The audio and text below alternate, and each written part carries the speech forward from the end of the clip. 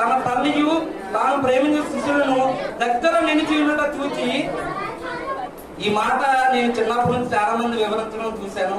మీరు కూడా చాలా సంవత్సరాల నుంచి ఈ వాక్యాన్ని వివరించడం చూస్తుంటారు. విన్నారు ఈ వాక్యాన్ని? విన్నారు.